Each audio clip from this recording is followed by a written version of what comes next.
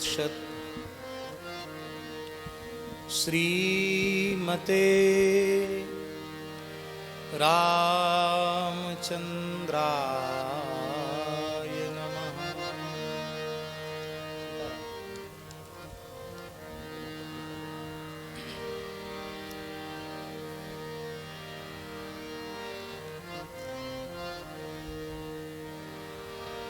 ओम नमः परमहंसास्वादित चरणकमल चिन्मकरन्दाय भक्तजनमानस निवासाय श्रीरामचन्द्राय।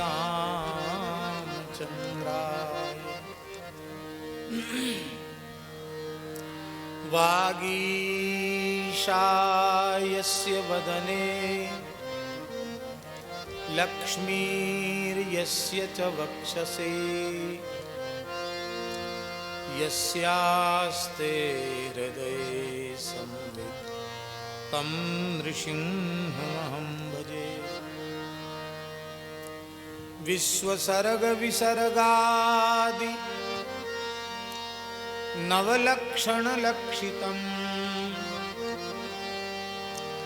श्रीकृष्णाख्यं परं धाम जगद्धाम नमामि तत्।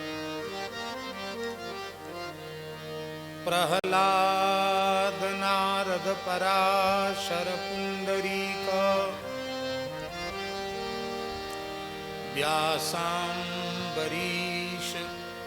शुक शौनक भीष्मदाल्म्या रुक्मांगदार्जुन वसिष्ठ विभीषणादीन् पुण्यानिमान् परम भागवतान्। वाञ्छाकल्पतरुभ्यश्च कृपा सिन्धुभ्य एव च पतितानां पावनेभ्यो वैष्णवेभ्यो नमो नमः। श्री सीतानाथ समारंभां श्रीरामानन्दार्य मध्यमाम् अस्मदाचार्य पर्यन्ताम् वन्दे गुरुपरम्पराम्। नमो गोभ्यः श्रीमतीभ्यः सौरभेयीभ्येव च नमो ब्रह्मसुताभ्यश्च पवित्राभ्यो नमो नमः। भक्त भक्ति भगवंत गुरु चतुर नाम बपुए इनके पद वंदन किए नाशे विघ्नने। बंदौ गुरुपद कंज कृपा सिंधु नर रूप हरि महामोह तम पुंज जासु बचन रवि कर निकर। चार युगन में भगत जे तिनके पद की धूरी सर्वसु सिर धरि राखी हूँ मेरी जीवन। श्री राम जय राम जय जय राम। श्री राम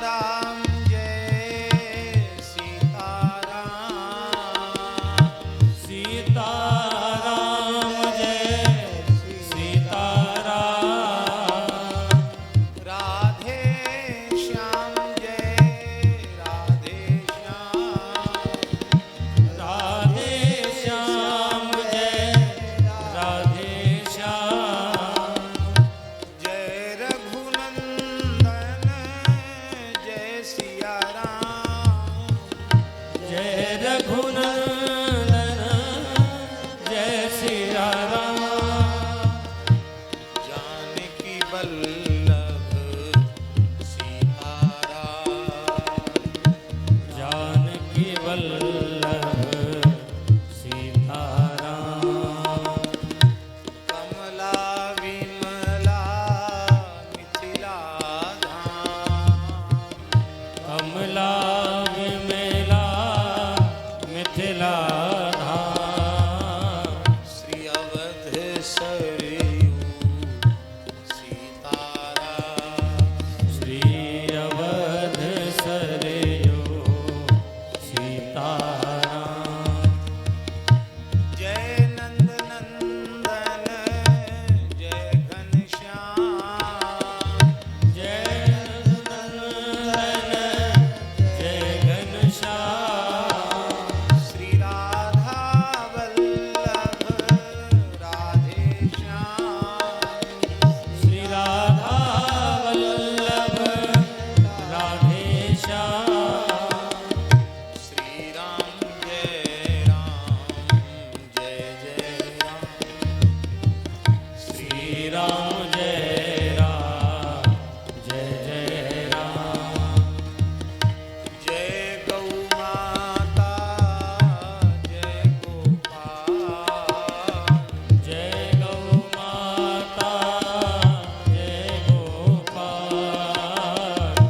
जय गौ माता जय गोपाल। जय गौ माता जय गोपाल। भक्त वत्सल प्रभु दीन दयाल। भक्त वत्सल प्रभु दीन दयाल। श्री राम जय राम। श्री राम जय राम जय जय राम। श्री राम जय राम। श्री राम जय राम जय जय राम। श्री सीता रामचंद्र भगवान की जय।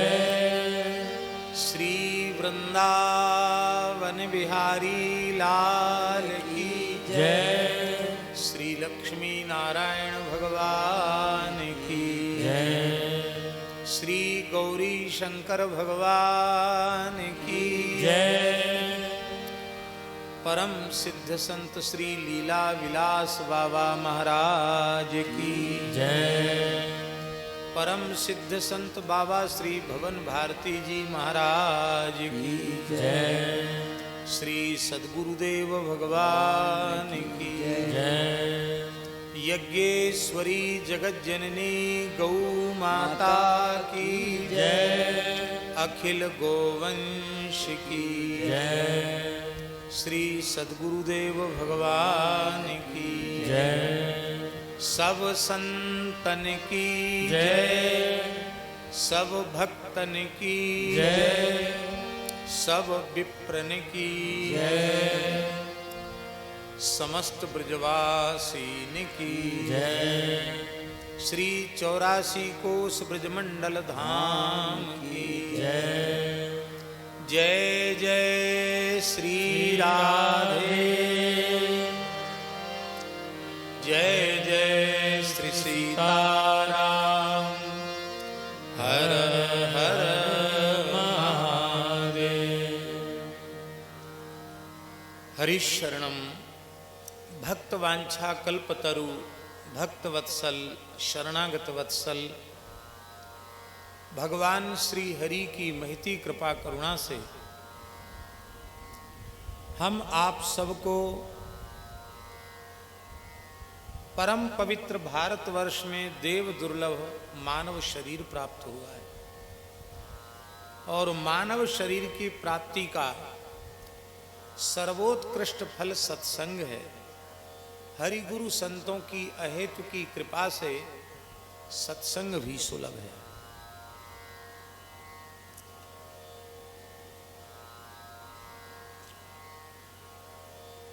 अभी आप लोग श्रद्धेय स्वामी जी के मुखारविंद से बहुत सुंदर चर्चा श्रवण कर रहे थे। आज तो श्री लक्ष्मण भरत शत्रुघ्न के जो दो लाल जी हैं, उनकी और हनुमान जी की बड़ी सुंदर लीला का आपने वर्णन किया। आज ऐसे लग रहा था कि श्री अयोध्या में अयोध्यानाथ मंदिर के पूज्य श्री संत गोपालाचार्य जी महाराज ही कुछ कह रहे हैं, ऐसा अनुभव होगा।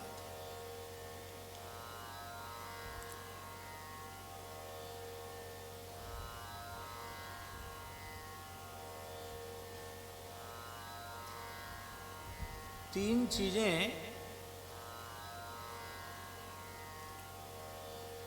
अत्यंत दुर्लभ मानी गई हैं।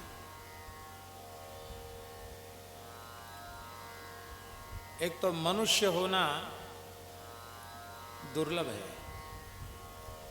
मानस जी के उत्तरकांड में भी सबते दुर्लभ कवन शरीर है, सबसे अधिक दुर्लभ कौन सा शरीर है? तो सुर दुर्लभ सद ग्रंथनि गावा। वैसे देखा जाए सामर्थ्य की दृष्टि से, पुण्य की दृष्टि से देखा जाए तो देवताओं का शरीर हम लोगों के शरीर से बहुत अधिक दिव्य है। उनमें बहुत बड़ी सामर्थ्य है देवताओं में, क्योंकि उनका शरीर पुण्यमय है।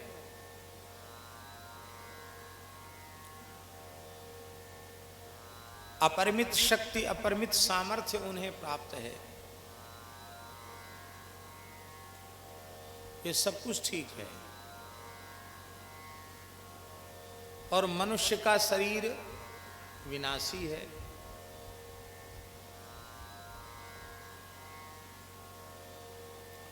मलमूत्र का भांड है। जरा और व्याधि से ग्रसित हो जाने वाला है।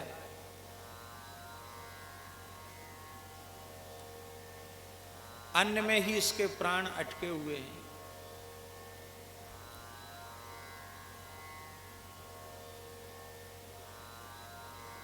समय में देखो कितना अंतर है।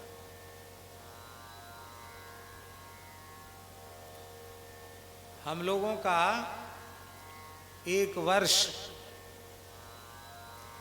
और देवताओं का एक दिन रात।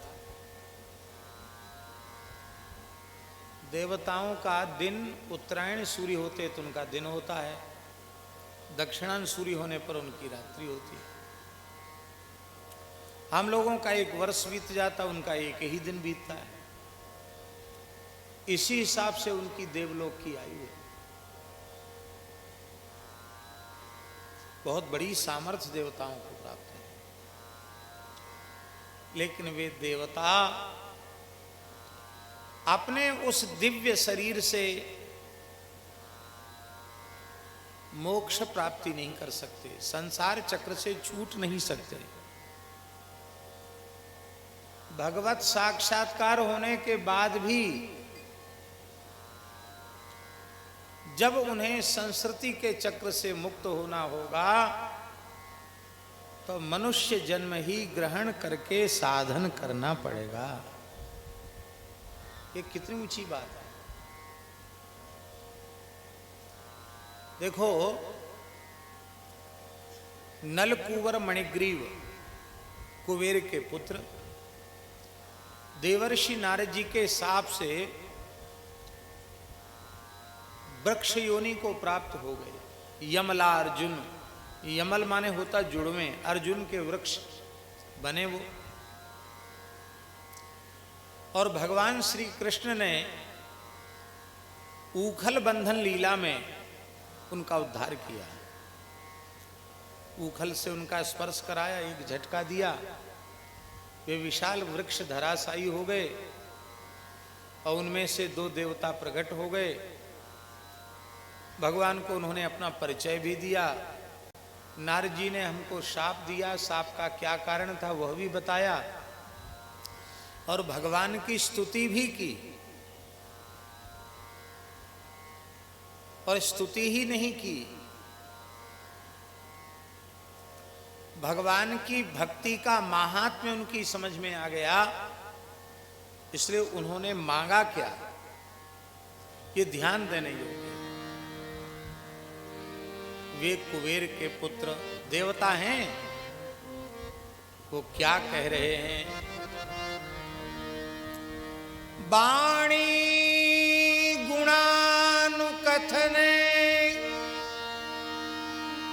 श्रवणौ कथायां हस्तौ च कर्म सुमनस्तव पादयोर्न स्मृत्यां शिरस्तव निवास जगत प्रणामे दृष्टि सतां दर्शनेस्तु भवत्तनूनाम्। हे भगवान, हे बालकृष्ण प्रभु, आप हमारे ऊपर कृपा करें, हमारी वाणी आपके गुणानुवाद का वर्णन करे, हमारे कान निरंतर आपकी कथा का श्रवण करें, हमारे हाथ आपकी सेवा में लगे रहें, आपके जनों की सेवा में लगे रहें। हे नाथ, ये सारा जगत आपका ही स्वरूप है। हरिरेव जगत जगदेव हरि ही, हरि तो जगतो नहीं भिन्न तनु। इस भाव से सारे जगत में जड़ और चेतन का भेद समाप्त करके सर्वत्र आपकी सच्चिदानंद सत्ता का अनुभव करते हुए तब निवास जगत प्रणामे, सबको प्रणाम करो। और हे भगवान, यह मेरी जो आंख है ना, भवत तनूनाम सताम दर्शने दृष्टिरस्तु। आपका प्रत्यक्ष स्वरूप जो संत हैं, चलते फिरते विग्रह जो संत हैं, उनके मंगलमय दर्शन में हमारी दृष्टि लगी रहे। हम आंख से आपके प्रत्यक्ष स्वरूप संतों का दर्शन करते रहें। ये अंतिम पद बहुत महत्वपूर्ण है। साक्षात श्री कृष्ण सामने हैं, पर वे ये नहीं कह रहे हैं कि आपकी इस मधुर बालकृष्ण छवि का दर्शन हम सर्वत्र करें। आपकी यह मधुर छवि मेरे नेत्रों के समक्ष प्रकट बनी रहे, ये वर नहीं मांग रहे हैं। वे वरदान मांग रहे हैं कि भगवान, आपका प्रत्यक्ष विग्रह, आपका प्रत्यक्ष देह संत ही हैं। उन संतों के दर्शन में हमारी दृष्टि लगी रही।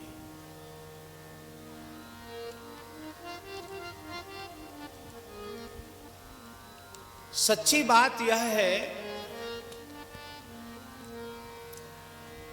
कि जब तक जीव को भगवत साक्षात्कार नहीं होता, तब तक संत सद्गुरु की महिमा क्या है इसका बोध नहीं होता।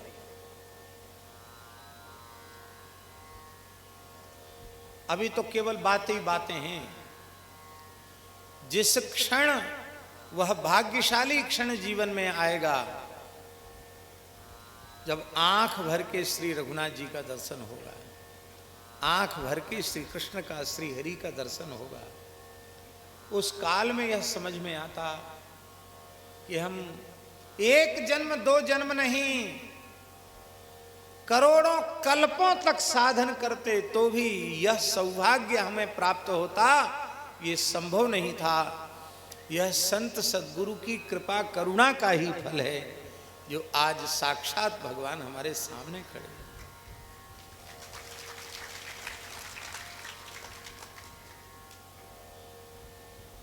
भगवत साक्षात्कार का भी फल संत दर्शन है,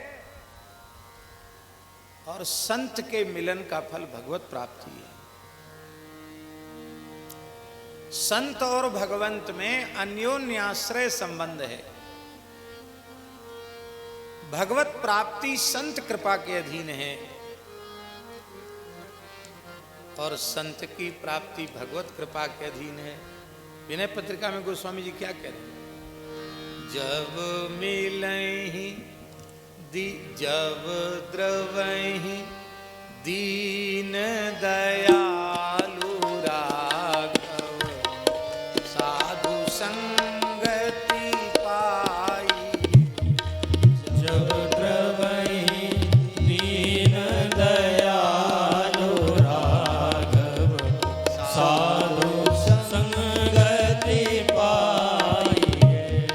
जेहि दरस परस समागमादिक पाप राशि नसाई। जेहि दरस परस समागमादिक पाप राशि नसाई। हाँ पाप राशि नसाई। पाप राशि नसाई। आहा अन्योन्याश्रय तो जानते हैं ना? नहीं जानते। एक बड़ा सरल उदाहरण हम आपको दें। ये कौन सा गांव है? हैं? डूंडियापुर, बिरथला, लादू खेड़ा, डूंडियापुरा, ये सब त्यागियों के गांव हैं। हम लोग तो घर द्वार छोड़ के तब गुरु महाराज की कृपा से त्यागी बनते हैं। आप सब तो जन्मजात त्यागी हो।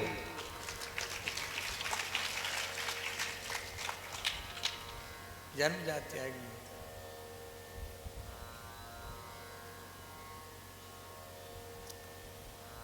हरिशरणम।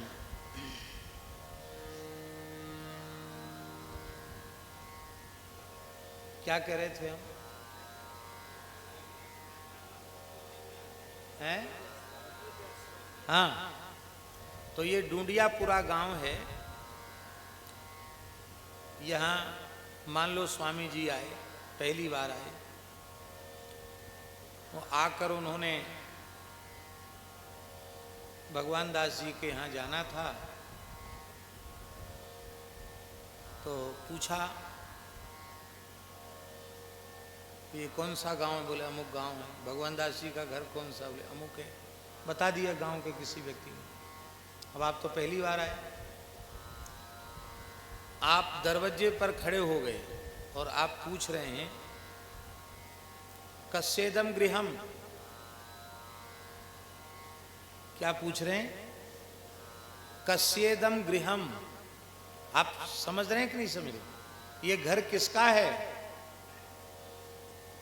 तो बताने वाले दिनेश जी खड़े थे। मान लो उदाहरण दे रहे हैं, दिनेश जी खड़े थे। उन्होंने कहा दरवाजे के सामने कोई माता जी खड़ी थी, तो इन्होंने कहा यस्यायम गृहिणी तस्येदम गृहम। जिसकी ये घरवाली है उसका ये घर है। अब ये क्या पहचाने? तो पहली बार आया। इन्होंने पूछा कश्यायम गृहिणी, ये किसकी गृहिणी है?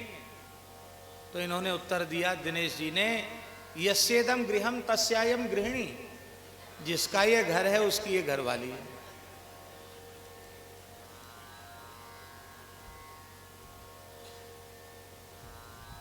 ये किसका घर है पूछा, तो माता जी खड़ी थी दरवाजे। बोले जिसकी ये घरवाली है उसका ये घर है। ये किसकी घरवाली है? बोले जिसका ये घर है उसकी ये घरवाली है। इसी को कहते अन्योन्याश्रय। गृहस्वामी के परिचय के अधीन गृहस्वामिनी का परिचय है और गृहस्वामिनी के परिचय के अधीन गृहस्वामी का परिचय है। भगवत प्राप्ति संत कृपा के अधीन है और संत की प्राप्ति भगवत कृपा के अधीन। गोस्वामी जी क्या कह रहे हैं? संत विशुद्ध मिलहि पर ते, संत विशुद्ध मिलहि पर तेहि। चितवहि राम कृपा कर जेहि। चितवहि राम कृपा कर देहि। अब मोहि भा भरोस हनुमंता, अब मोहि भाव भरोस हनुमंता। बिनु हरि कृपा मिलहि नहीं संता। बिनु हरि कृपा मिलहि नहीं संता। बिनु हरि कृपा मिलहि नहीं संता। और एक विशेष बात और है, वो विशेष बात ये है,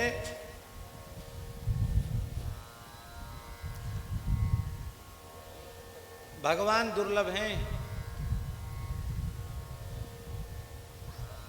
यद्यपि भगवान सर्वगत सर्वरूप सर्वमय हैं, फिर भी दुर्लभ हैं। विचित्र बात है। सर्वगत हैं, सबके भीतर हैं, सर्वमय हैं। मयट प्रत्यय कहाँ होता है? प्राचुर्य में मयट होता है, माने सबके बाहर भीतर लबालब भगवान ही भगवान भरे हुए हैं। भगवान से रिक्त कोई स्थल है ही नहीं।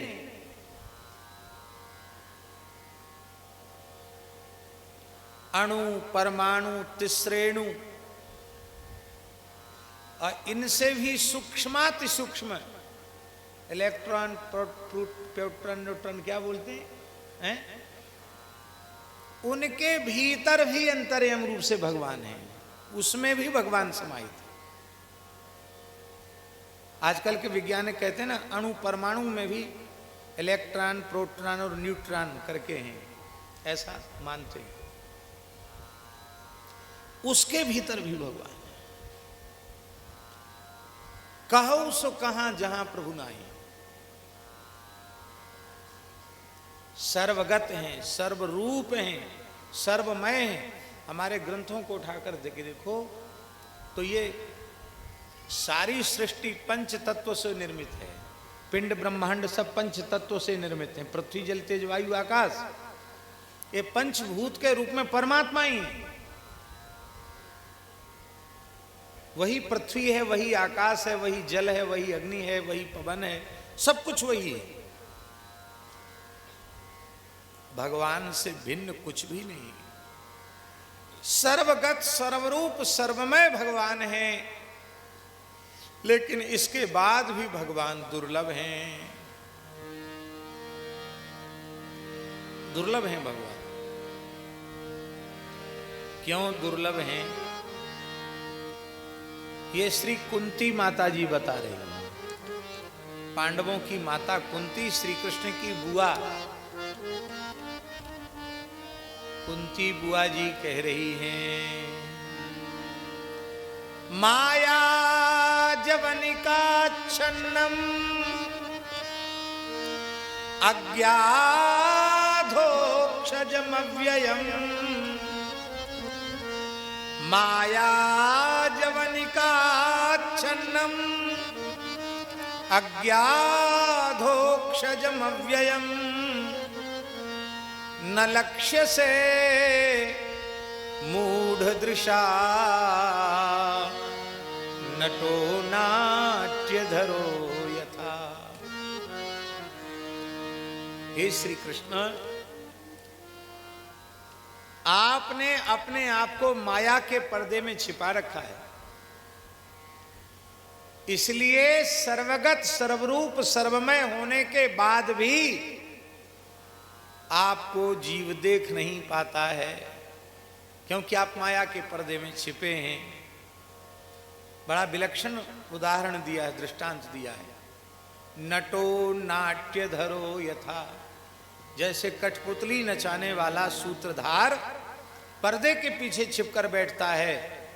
दर्शक कठपुतलियों का खेल तो देखते हैं, और वो लकड़ी की है, वो न बोल सके, न देख सके, न चल सके, न कुछ नहीं कर सकती, वो तो लकड़ी की है। पर वो सब क्रिया करती हुई दिखाई पड़ती हैं लकड़ी की पुतलिकाएं। और वो सूत्रधार ही कभी स्त्री की वाणी में बोलता, कभी पुरुष की वाणी में बोलता है, कभी हंसता, कभी रोता है। और दर्शक यही अनुभव करते हैं कि कठपुतली हंस रही है, कठपुतली बोल रही है, कठपुतली रो रही है, कठपुतली गा रही है। वो सूत्रधार को लोग नहीं देख पाते हैं। ऐसी है प्रभु, ब्रह्मादि स्तंभ पर्यंत सारा जगत आपके हाथ की कठपुतली है। सबके कर्म के सूत्र आपके उंगलियों में हैं, आपके हाथ में हैं। कर्मानुसार जीव नाचते हैं, नचाते आप हैं। आप छिपकर पर्दे में बैठे हैं, पर किसी को दिखाई नहीं पड़ते। कठपुतलियों का खेल तो सब देखते हैं, लेकिन इन कठपुतलियों को नचाने वाले को देख नहीं पाते हैं।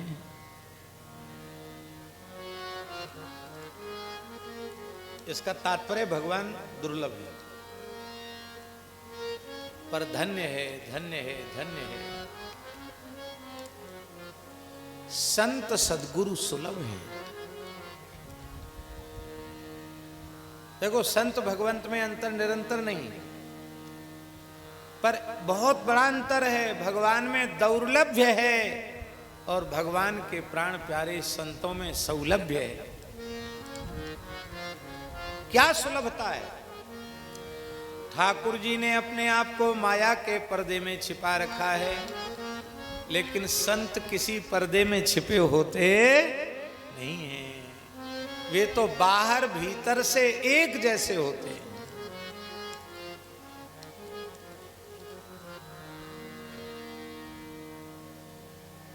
आप लोगों ने दर्शन किया होगा, परम सिद्ध संत श्री करह बिहारी सरकार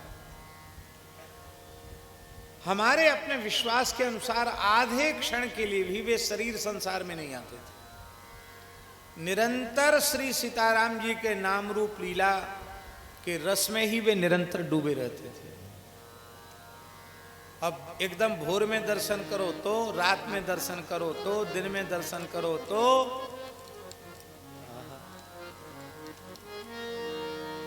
पीरत स्नेह मगन सुख अपने नाम, फिरत स्नेह मगन सुख अपने नाम प्रसाद सोच नहीं सपने।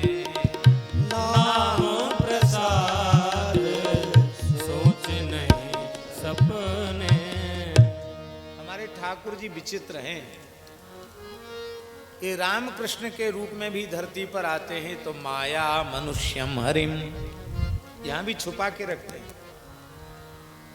लेकिन संत उनमें छिपाव दुराव होता ही नहीं है। वे जगत के इस लीला मंच पर प्रत्यक्ष होते हैं। उनका स्वभाव, उनका स्वरूप, उनका शील, उनके दिव्य गुण अत्यंत निकट होकर भी अनुभव में आते रहते हैं।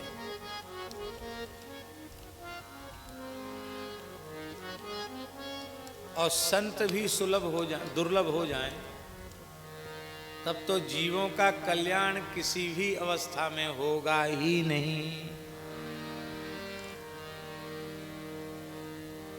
लोग कहते हैं, कह रहे अब तो जमाना बहुत बदल गया, अब संतों का दर्शन बड़ा कठिन है।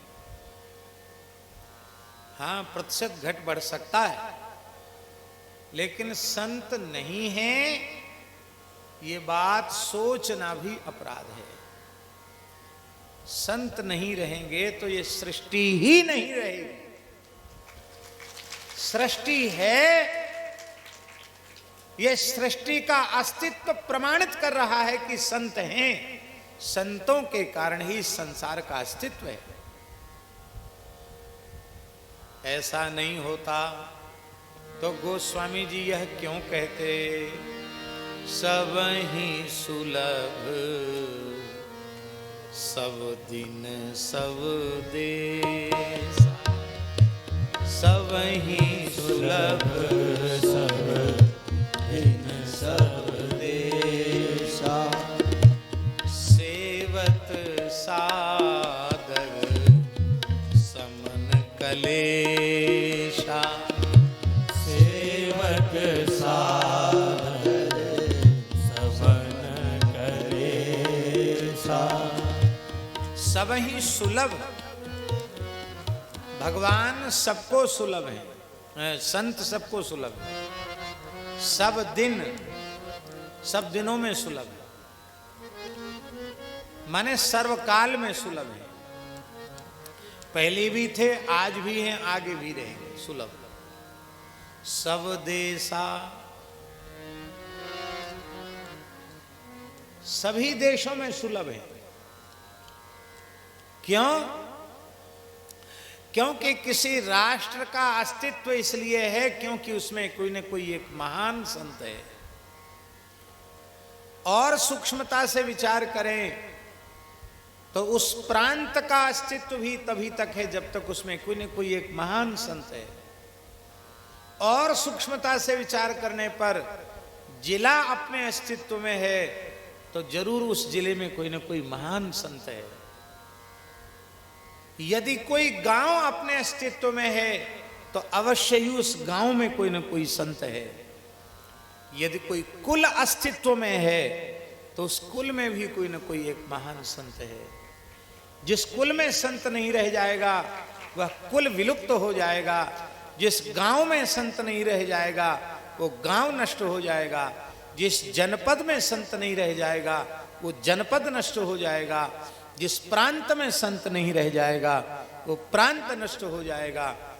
और जिस देश में संत नहीं रह जाएगा वो देश नष्ट हो जाएगा।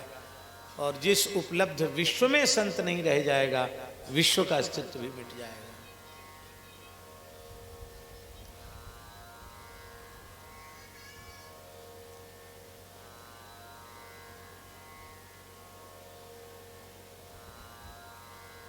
सब दिन सब देशा, सेवत सादर। आवश्यकता है उनका आदर पूर्वक सेवन करें, महत्व दृष्टि रखें संतों में। क्या होगा उससे? सेवत सादर समन कलेशा। क्लेश क्या है?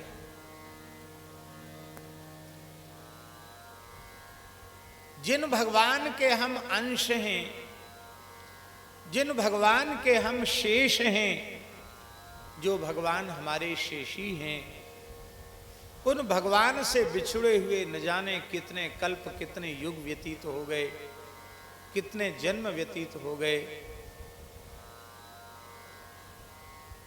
अब तक भगवान के चरणों में नहीं पहुंच पाए। बार बार पैदा होना, बार बार मरना, 84 लाख योनियों में भटकना, यही क्लेश है। इसलिए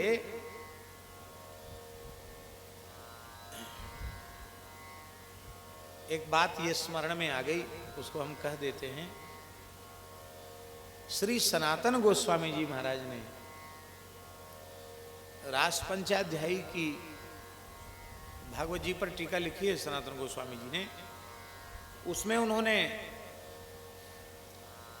जो रास पंचाध्यायी की फलश्रुति है उसमें उन्होंने लिखा है, वो श्लोक बहुत प्रसिद्ध है ना, विक्रीडितम ब्रजवधू भिरिदंच विष्णोः श्रद्धान्वितोन शृणुयादथ वर्णयेद्यः भक्तिम पराम भगवती प्रतिलभ्य कामम हृदरोग मास्वपि हिनोत्य चिरेण धीरः।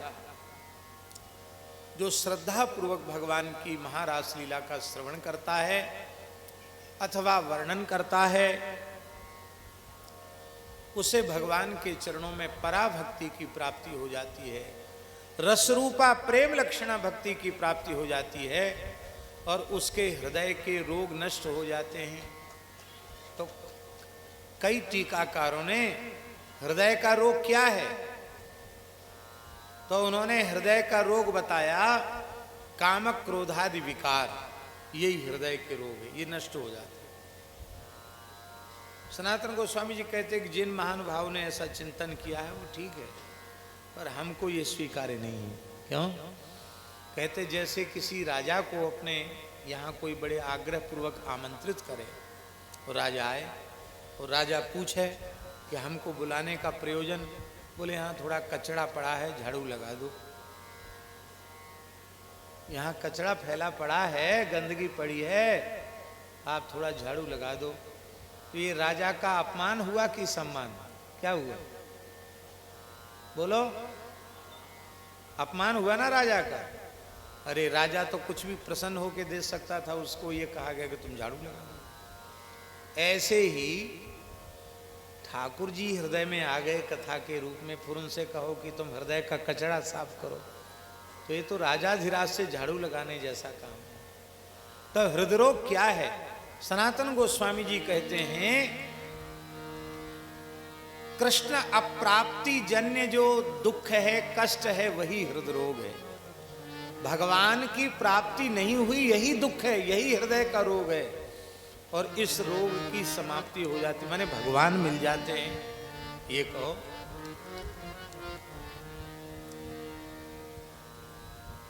और फिर हृदय के रोग तो अपने आप ही खत्म हो जाएंगे, उनको तो कुछ करना ही नहीं पड़ेगा। तो यह सबसे भारी क्लेश है।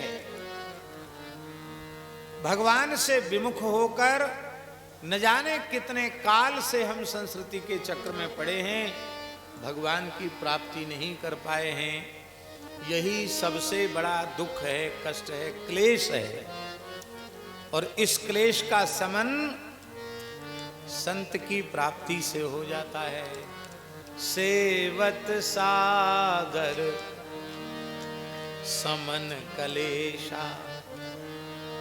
पहचानना बड़ा कठिन है संत का। हमको ऐसा लगता है, हम थोप नहीं रहे अपना विचार आप पर हमको ऐसा लगता है कि ठाकुर जी कृपा करके स्वरूप न जनावे तो ठाकुर जी को भी जीव नहीं पहचान सकता। ऐसी संत भी कृपा करके न जनावे तो संत के स्वरूप को भी कोई नहीं पहचान सकता। सो जाने जिह देहु जनाई, जानत तुम्ही तुम्ही वे जाई। तुम्हारी कृपा तुम्ही रघुनंदन, जानहि भगत भगत उर चंदन। ठीक वैसे ही संतों के बारे में संत कृपा करके अनुभव करा दे। नहीं महाराज, नहीं समझ में आता, बिल्कुल समझ में नहीं आता। बस पहचान हो जाए तो फिर सब कुछ भुलाकर आदर पूर्वक उनका सेवन करो।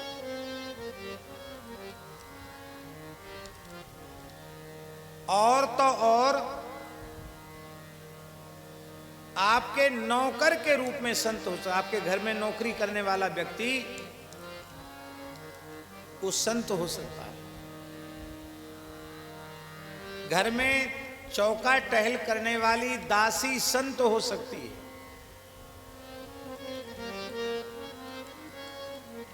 आपका पुत्र संत हो सकता है, आपकी पुत्री संत हो सकती है, आपकी पत्नी संत हो सकती है, आपके पिता माता संत हो सकते हैं।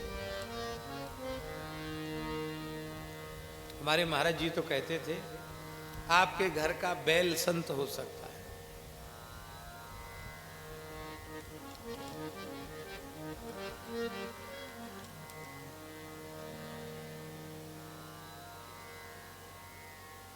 संत का स्वरूप क्या है? पर उपकार बचन मन काया, संत सहज स्वभाव खगराया।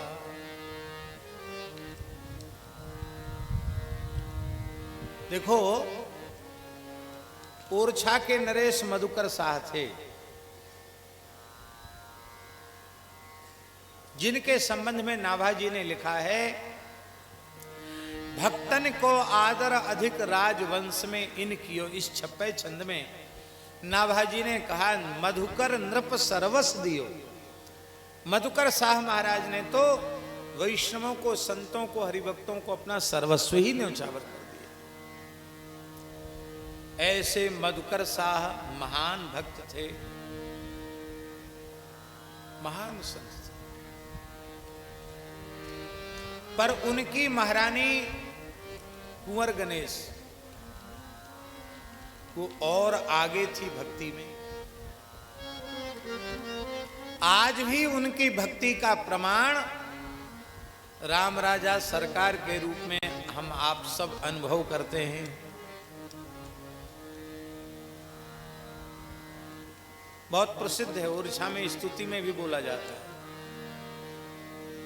मधुकर शाह महाराज के रानी कुंवर गणेश, अवधपुरी से ओरछा लाई अवध नरेश।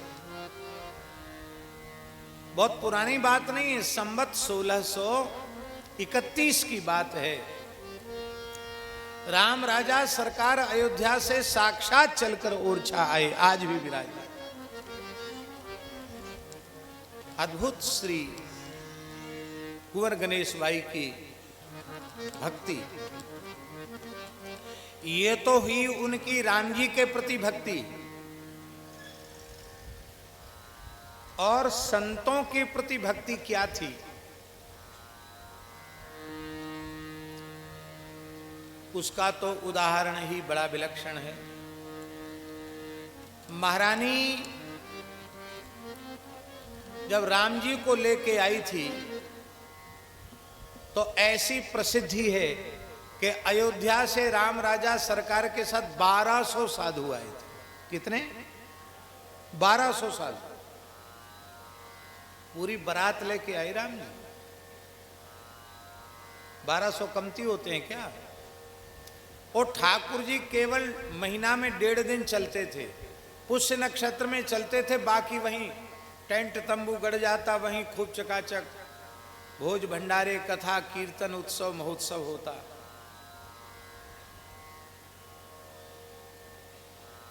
तेरह महीना और कुछ समय, 13 महीने से ऊपर राम जी को लगा अयोध्या से ओरछा आने में। 13 महीना से ज्यादा समय लगा राम जी को आने।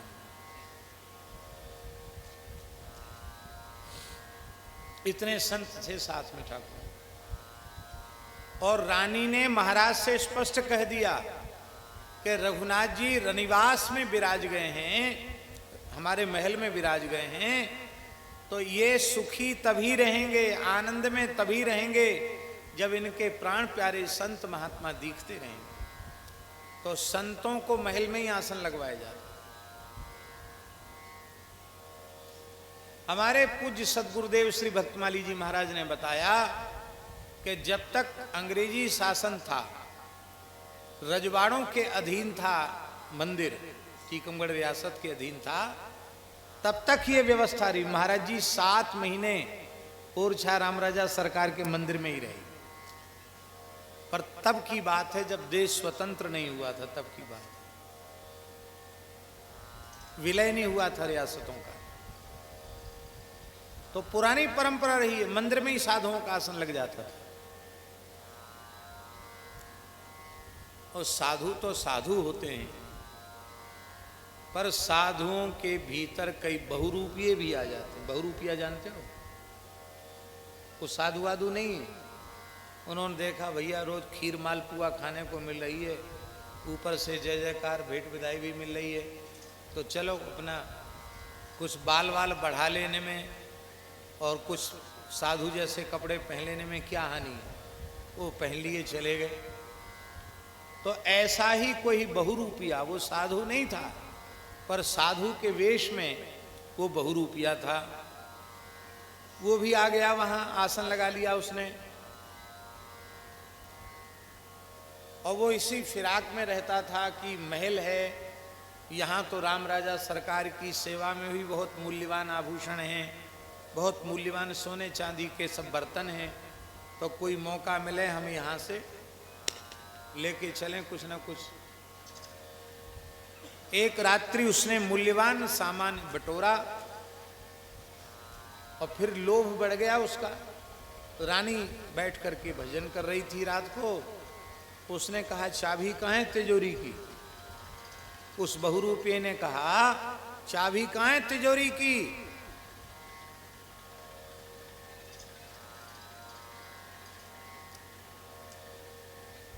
तो उन्होंने कहा, महारानी ने हाथ जोड़कर कहा, बोले भगवान हमारी पूंजी तो संत और भगवंत ही, आप हैं हमारी पूंजी और ठाकुर जी है हमारी पूंजी। हमारी ऐसी कोई पूंजी नहीं जो हमने ताला लगा के रखा हो, यहाँ कोई तिजोरी नहीं है, कोई चाबी नहीं है, आप सब संतों का ही है और सब वस्तु आपकी है। आपको जो वस्तु रुचिकर लगे इसमें से आप ले सकते हो, आप ले लो, आपकी वस्तु, आपको किसी से पूछने की आवश्यकता नहीं। रानी की श्रद्धा कैसे, वो समझ गया।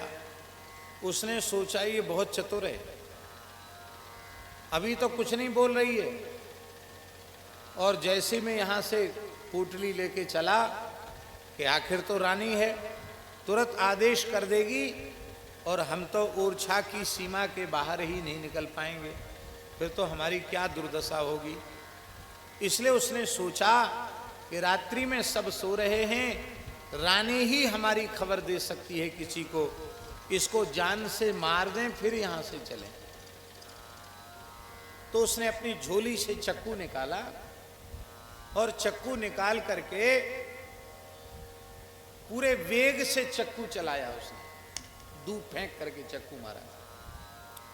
ऐसा होता है, निशाने लगाने वाले जो लोग होते हैं उनका निशाना प्रायः चूकता नहीं।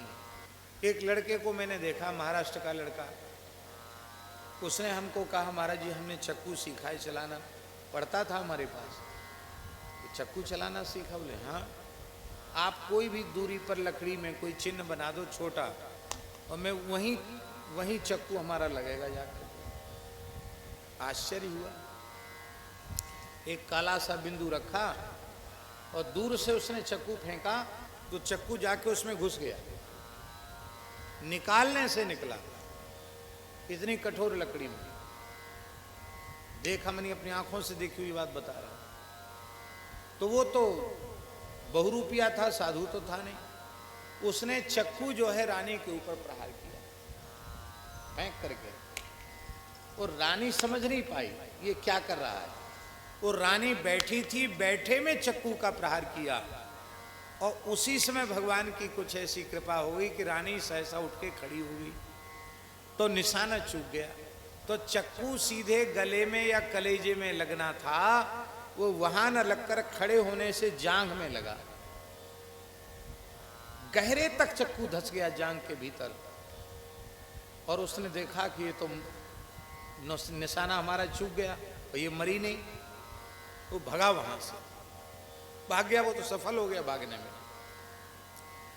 महारानी आखिर तो क्षत्राणी थी, चक्कू को निकालकर अलग रख दिया, पैर में बांध लिया, बहुत रक्त बहने लग गया, लेकिन किसी से कुछ नहीं कहा। अपने पर्यंक पर जाकर, पलंग पर जाकर लेट गए। भगवान की सेवा और जो भगवान के अर्चक थे वो कर ही रहे थे। रानी ने दासियों से कह दिया मैं अस्वस्थ हूं, ये नहीं बताया कारण क्या है। महाराज साहब, मधुकर शाह महाराज आए तो बोले हम महल में आ रहे हैं, संदेश भिजवाते थे राजा लोग को महल में हम आ रहे हैं। तो महारानी ने दासी से कहा कि कह देना कि इस समय वो अशुद्ध अवस्था में है, इसलिए आप पीछे आना। तो राजा ने कहा ठीक है। वो 4 दिन बाद महाराज आए, 5वें दिन आए। तो फिर भी कहा कि नहीं महारानी अभी स्वस्थ नहीं है, आप फिर आएं। तो राजा बोले तो संभव नहीं, पहले से अस्वस्थ थी, फिर 4-5 दिन भी बीत गए, फिर भी वो पलंग से खड़ी ही नहीं हो रही हैं, क्या बात है। राजा बोले नहीं, कोई विशेष कारण है। राजा ने आकर पूछा, देवी क्या बात है, क्या हो गया, तुम पतिव्रता हो, सत्य सत्य बताओ। उन्होंने कहा महाराज आप कुछ पूछे नहीं, मैं ठीक हो जाऊंगी, पुनः सेवा में लग जाऊंगी। अरे नहीं, बड़े बड़े राजवैद्य हैं हमारे यहाँ, क्या कष्ट है, व्याधि क्या है बताना तो पड़ेगा। बहुत आग्रह करने पर रानी ने कहा, यदि आप यह शपथ लेवें कि हम संतों के प्रति अभाव बुद्धि नहीं करेंगे, संतों की सेवा बंद नहीं करेंगे, संतों के आवागमन पर उनकी सेवा पर प्रतिबंध नहीं लगाएंगे, उसी भाव से सेवा करते रहेंगे, तो दासी कुछ निवेदन करे। राजा ने प्रतिज्ञा कर ली। तब रानी ने संकेत में घटना को बताया। ये नहीं कहा कि साधु ने ऐसा किया, ये नहीं कहा। बोले संत भगवान हमारे भाव की परीक्षा ले रहे थे, तो उन्होंने चाकू का प्रहार किया, चक्कू जंघा में लग गई। मैंने इस भय से आपको नहीं ये बात संज्ञान में आने दी, कहीं आप रुष्ट होकर संतों के आने जाने पर पूर्ण प्रतिबंध न लगा दें, क्योंकि मैं बिना साधु दर्शन के, साधु संग के, सत्संग के बिना मैं प्रसन्न नहीं रह सकती, मैं जी नहीं सकती, जीवित नहीं रह सकती। तो महाराज जी स्पष्ट लिखा है भक्तमाल में कि राजा मधुकर शाह ने धरती पर लौटकर अपनी रानी को साष्टांग दंडवत किया। कोई पति पत्नी को साष्टांग प्रणाम नहीं करता। बोले मैं पति भाव से, तुमको पत्नी भाव से प्रणाम नहीं कर रहा हूं, मैं इस भाव से प्रणाम कर रहा हूं कि हमें तुम्हारे रूप में संत की प्राप्ति हुई है। परिक्रमा की रानी की, साष्टांग प्रणाम किया और कहा कि आप तो संत वेशधारी, वैष्णव वेशधारी संतों में भगवत भाव रखती हैं। मैं प्रतिज्ञा करता हूं कि कोई भी प्राणी मस्तक पर तिलक होगा, कंठ में तुलसी होगी, उसको मैं भगवद रूप मानकर उसका वंदन करूंगा, उसका पूजन करूंगा। ऐसा उन्होंने निश्चय कर लिया। अब जो तिलक लगा के आवे उसी को दंडोत प्रणाम। राज परिवार में असंतोष हो गया। राजा साहब ने अपनी मर्यादा तो बिल्कुल नहीं रखी। एक गधे को बेतवा नदी में स्नान करा के और बढ़िया से खूब पीतांबरी उड़ा के, रामनामा उड़ा के, खूब तुलसी की मालाएं पहना दी उसके गले में और खूब लंबे चौड़े तिलक लगा दिए। हाँक दिया राजा की तरफ। राजा दर्शन के लिए जा रहे थे, राम राजा सरकार के। उन्होंने देखा तो साष्टांग प्रणाम किया राजा ने और नाचने लगे कीर्तन करते हुए कि देखो भगवान की कितनी करुणा है। अब तक तो हमारे राज्य में 2 हाथ पैर वाले वैष्णव थे, आज तो हमारे राज्य के गधे भी संत हो गए, गधे भी वैष्णव हो गए, 4 पैर वाले प्राणी भी वैष्णव हो गए। उनकी इस भक्ति पर रीझकर भगवान के विश्वक्सेन आदि पार्षद आकाश में प्रकट हुए और उन्होंने पुष्प वर्षा की। वो पुष्प उनके शरीर का स्पर्श करके स्वर्ण पुष्प हो गए। वे स्वर्ण पुष्प आज भी टीकमगढ़ राजमहल में विराजमान है। विजयादशमी पर उनका दर्शन कराया जाता है। आज भी वे स्वर्ण पुष्प रखे हैं। एक ऐतिहासिक बात बता रहे हैं। पत्नी के रूप में उन्होंने संत को पहचाना, उनकी भक्ति आगे बढ़ी। आमेर की महारानी रत्नावती, जिसको नाभाजी ने कहा भक्त भूप रत्नावती, भक्तों का भूप कहा उसको, भक्तराज कहा। आमेर के राजा मान सिंह, माधव सिंह, उनमें माधव सिंह की गृहिणी थी श्री रत्नावती। रत्नावती के पिता बड़े भगवत भक्त थे, महाराज सुनखाजित। लेकिन ये तो राज परिवार में साम्राज्ञी बन के आई, राजरानी बन के आई, तो भोग विलास में मस्त थी। पर घर में चौका पोंछा करने वाली दासी, वो महान भगवत भक्ता थी। गोसाई श्री विठलनाथ जी की शिष्या थी और वो श्वास प्रश्वास में नाम जप करती थी। नाम जप करते करते भगवान के प्रति जब विशेष प्रेम जागृत होता तो जोर जोर से रोने लग जाती, सिसकने लग जाती, कभी कभी कीर्तन करते करते बेहोश हो जाती। उस समय वो क्या कहती थी? नवल किशोर कहूँ, नंद के किशोर कहूँ, नवल किशोर कहूँ, नंद के किशोर कहूँ, वृंदावन चंद कही आंखें भरी पानी। हाँ वृंदावन चंद्र कही आंखें भरी पानी।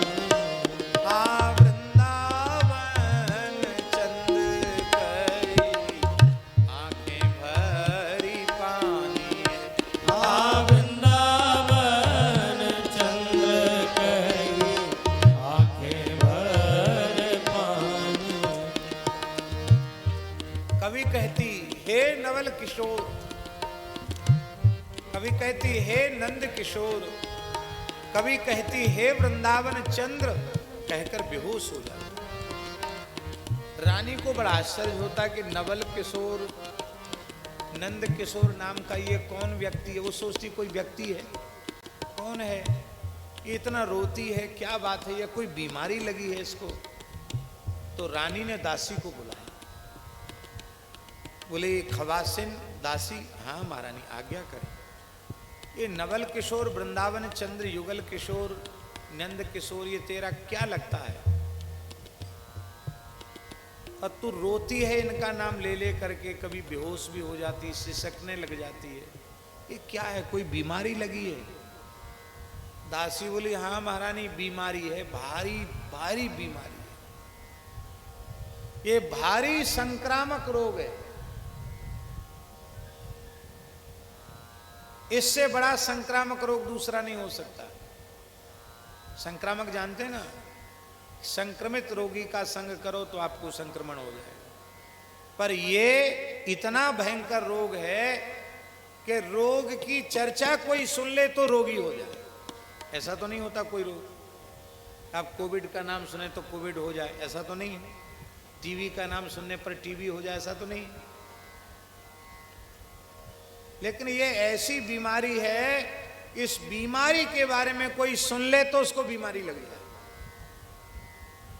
नहीं नहीं, ऐसी बीमारी तो कोई हो नहीं सकती। मेरे पास बड़े बड़े राज वैद्य हैं, तू बहुत श्रद्धा पूर्वक सेवा करती है, कभी कुछ मांगती भी नहीं है, कुछ बोलती भी नहीं है, तो तेरे प्रति मेरे हृदय में बड़ी दया है। दासी रोने लगी, महारानी जी आपके राज वैद्य के पास हमारे रोग की दवा नहीं है।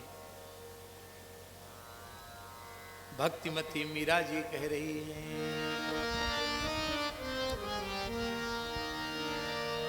बाबुल वैद बुलाइया रे, पकड़ दिखाई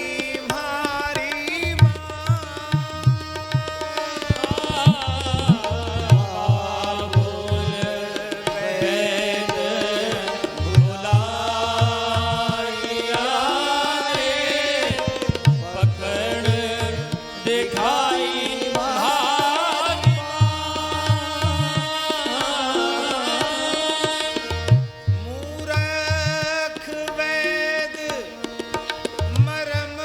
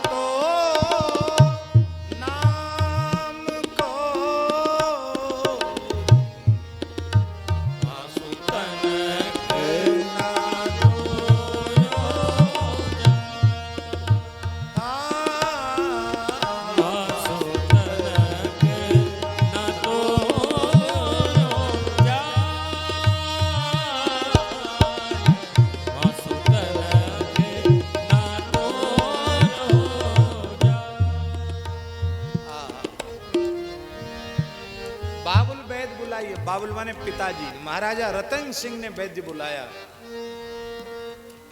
राजवैद्य ने नाड़ी देखी, बोले और बीमारी पकड़ में नहीं आती। बोले तुम्हारी पकड़ में आएगी नहीं। मूर्ख वैद मर्म नहीं जाने कसक कलेजे। जा वैदाघर आपने, तू लौट जा, महारो नाम ना ले। क्योंकि मीरा की तब पीर मिटेगी जब वैद संवलिया हो। हाँ? रानी ने कहा, दासी ने कहा, हे रानी जी, दूध के फेन को लज्जित करने वाली सुकोमल स्वर्णमय पलंग पर तुम विश्राम करो। गद्दा तकिया तोशक में पौढ़ो आनंद से। पान दान, इत्र दान, पीक दान लेकर दासियां खड़ी हुई हैं। छत्र चमर दुराए जा रहे हैं। सुख भोग करो दिन रात। ये दिन रात इसी में मस्त रहो। क्यों? क्योंकि ये बीमारी लग जाएगी, ये सब छूट जाएगा, सब छूट जाएगा। धूल में लौटना पड़ेगा, रोना सिसकना तड़फना पड़ेगा। मैं सहन कर रही हूं, तुम सहन नहीं कर पाओगे। बहुत कोमल हो तुम।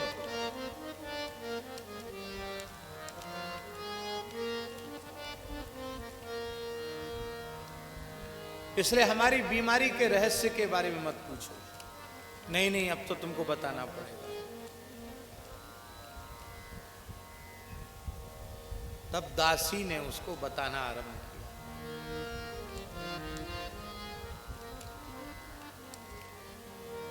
क्या बताया?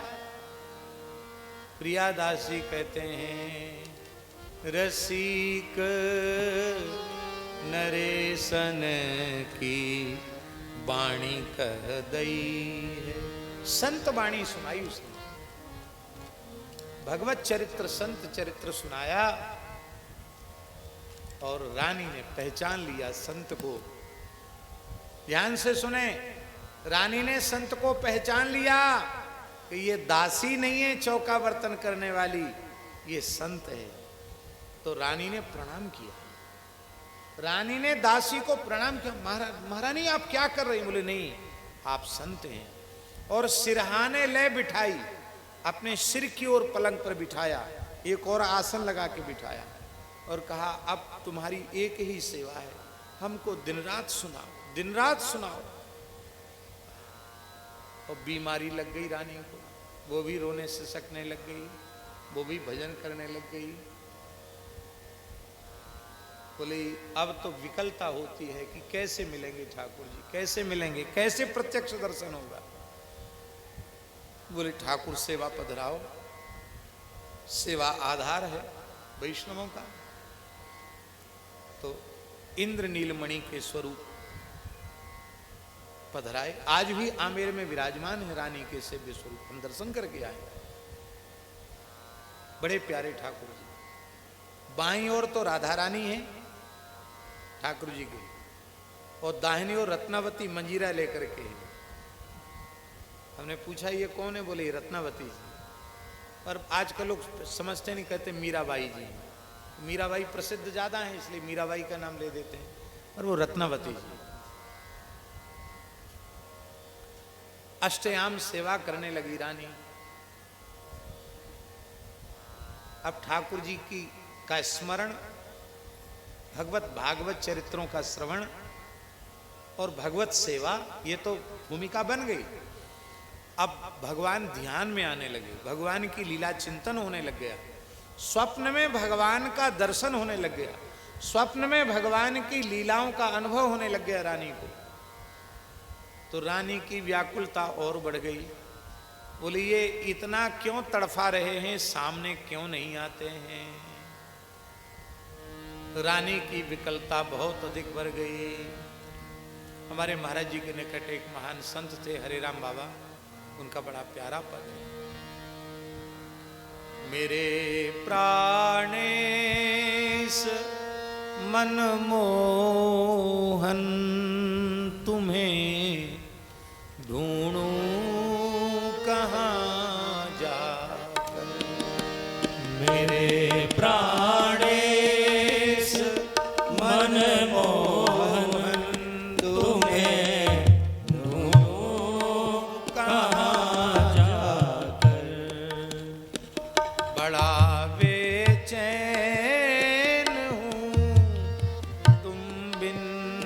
मुझे देखो जरा, बड़ा बेचैन हूँ तुम बिन जरा देखो मुझे आकर। तुम्हारी याद आते ही झड़ी आंसू की लग जाती। तुम्हारी याद आते ही झड़ी आंसू की लग जाती। तो फिर दिल में आता है कि मर जाऊं जहर खाकर। तो फिर दिल में आता है कि मर जाऊं जहर खाकर। छिपे हो तुम कहाँ जाकर, न आते हो बुलाने से। छिपे हो तुम कहाँ जाकर, नाते हो बुलाने से। मुझे तुम्हें मजा क्या तुमको आता है, मजा मजा क्या तुमको आता है। मुझे इस तौर तड़पाकर। मजा क्या तुमको आता है।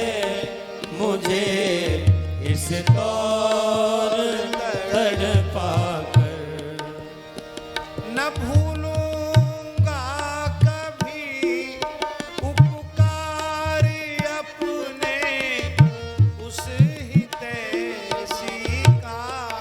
न भूलूंगा कभी उपकार अपने उस हितैषी का। जो करवा दे मुझे दर्शन कन्हैया को यहाँ लाकर। जो करवा दे मुझे दर्शन कन्हैया को यहाँ लाकर। मेरे प्राणेश मनमोहन तुम्हें ढूंढूं कहाँ जाकर। मेरे प्राणेश मनमोहन तुम्हें ढूंढूं कहाँ जाकर। बड़ा बेचैन हूँ तुम बिन मुझे देखो जरा।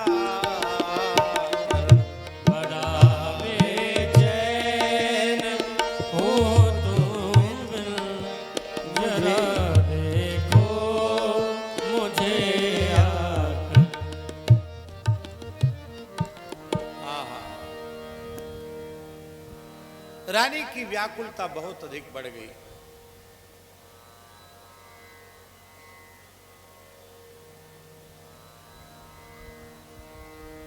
दासी ने कहा अभी एक काम अवशिष्ट है, बिना संत कृपा के भगवत प्राप्ति नहीं होती। साधु संग करो, संत सेवा करो, संतों का संग करो। वो बोली हमने तो मैं पहचानते नहीं संत कैसे होते, कहाँ मिलते हैं। अरे बोले मैं पहचानती हूँ संतों को, तुम संत निवास बन जाओ। तो महल के ही निकट संत निवास बन गया। संत आने लग गए। पक्षियों को चुग्गा डालने लग जाओ तो शुरुआत में तो कम पक्षी आएंगे, फिर वो दूसरे पक्षियों को खबर करेंगे कि वहाँ चुग्गा मिलता है, तो दूसरे भी पक्षी आवेंगे, फिर धीरे धीरे धीरे धीरे वहाँ हजारों पक्षी इकट्ठे होने लगे। आपको सुनकर आश्चर्य होगा, हमारे यहाँ वृंदावन में तो बंदरों का खूब उत्पात है। हमारे गुरु भाई खाक चौक वाले महंत जी महाराज चुग्गा डालते थे पक्षियों को अपने हाथ से, तो आपको सुनकर आश्चर्य होगा, 4 क्विंटल रोज, कितना? 4 क्विंटल रोज, और ऐसे चाट के खा जाते पक्षी। इतने पक्षी इकट्ठे होते।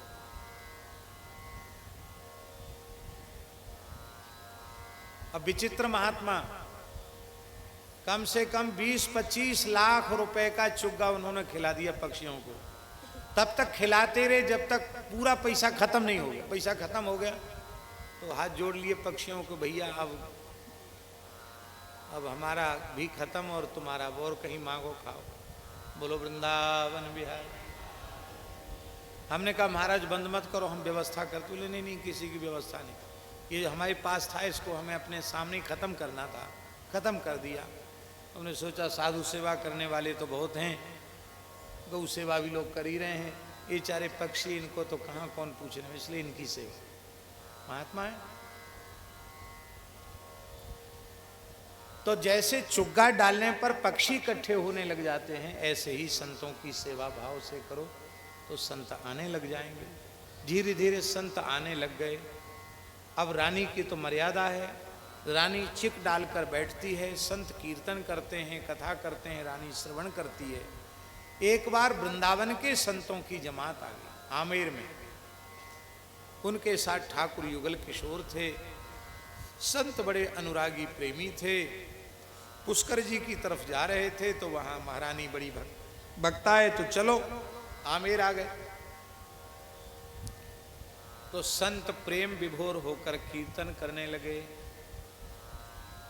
और जब कीर्तन करने लगे तो रानी भाव से श्रवण करने लगी। तो जैसे ही भाव की विशेष जागृति हुई तो रानी ने क्या देखा कि भगवान श्री कृष्ण साक्षात संतों की जमात में नृत्य कर रहे हैं। साक्षात दिख गए रानी को भगवान। जैसे भगवान का दर्शन हुआ तो रानी ने कहा कि अब हम ठाकुर जी के चरणों में लिपटेंगे, प्रणाम करेंगे। दासी ने हाथ पकड़ा, महारानी जी मर्यादा है राजकुल की, आप ऐसे साधुओं के बीच में नहीं जा सकती। रानी रो पड़ी, बोले अब आग लगा दी है तुमने और अब बुझाने भी नहीं देती हो, हैं? तुम्हारा हृदय में बड़ी कठोरता है। अरे भगवान के चरणों तक पहुंचने में, संतों की सत्संग में पहुंचने में हमारा कौन सा अंग बाधक बन रहा है? कौन से अंग का नाम रानी है? आज मैं कटार से उसको काट कर अपने से अलग कर दूंगी, लेकिन मैं ठाकुर जी से, संतों से अब दूर नहीं रह सकती। रोकत उतर आई, रानी के दासी को रोकने पर भी महारानी रत्नावती उतर आई और ठाकुर जी के चरणों में मस्तक रख दिया। प्रत्यक्ष दर्शन हो गया। और रानी ने आज, उसे होश नहीं अपने शरीर का, रानी भी कीर्तन में नृत्य कर रही है। अब नगर में हल्ला मच गया कि रानी बड़ी रूपवती थी रत्नावती, वो किसी ने देखा ही नहीं था, सुने थे किससे कि बड़ी सुंदरी है रानी, बड़ी रूपवती है। आज बोले वो तो रानी तो नाच रही है। तो पूरा नगर इकट्ठा हो गया संत निवास में, अरे रानी का नाच देखो भैया, रानी का नाच। अकबर का शासन था उस समय, अकबर के शासन काल की बात है।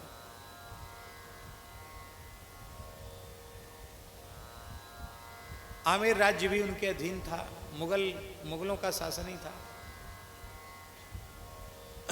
मान सिंह, माधव सिंह दोनों अकबर के यहाँ दिल्ली गए हुए थे। चुगलखोरों ने वहां शिकायत की, महाराज नाक कट गई, अब तो राजमहल की, राज परिवार की, मोड़ा बाबाजियों के बीच में रानी नाचने कूदने लग गई। पूरे नगर ने तमाशा देखा, बड़ी थू थू हो रही है आपके नाम की।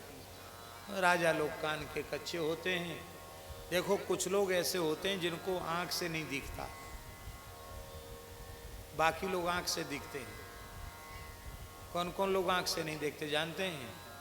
नीतिकारों ने कहा है, गावो पश्यन्ति घ्राणेन,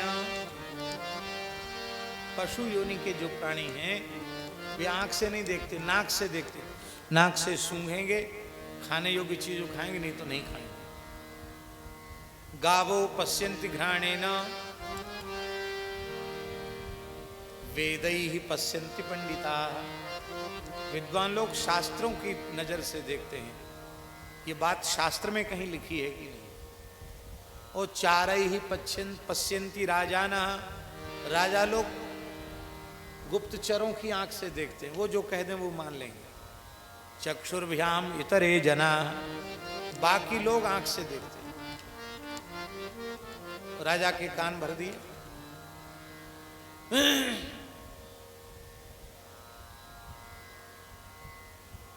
तो राजा ने,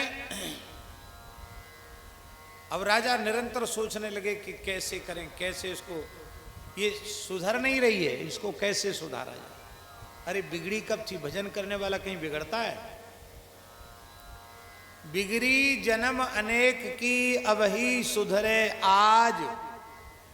होई राम को नाम जप, तुलसी तजी कुसमाज। रानी तो बिगड़ी जन्म अनेक की, अब ही सुधरी आज, उसमें लगी है। राजा की नजर में बिगड़ गई रानी।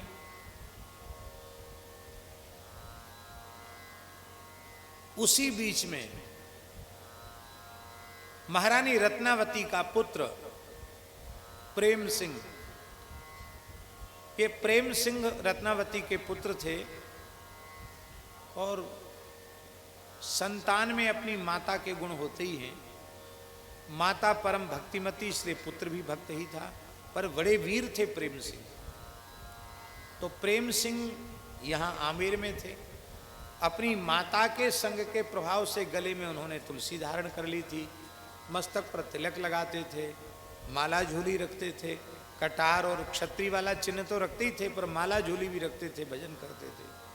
तो माला हाथ में लेकर तिलक स्वरूप कंठी युक्त अपने पिता के सामने गए दिल्ली दरबार में। तो माधव सिंह तो वैसे ही नाराज थे। उन्होंने कहा, ओ मुंडी बैरागिन के पूत, अपना मुख दिखाने मुझे क्यों चला आया? रानी को रानी नहीं कहा, मुंडी बैरागिन कहा। मुंडी बैरागिन का पूत राजकुमार को। मैं तो, तुम राजकुमार नहीं हो, अब तुम मेरे राजकुमार, जबकि युवराज हैं प्रेम सिंह, वो राजा बनने वाले हैं। तो प्रेम सिंह वो इतने विलक्षण थे, उन्होंने तत्काल अपने सेवक को पत्र लिख करके माँ के पास भेजा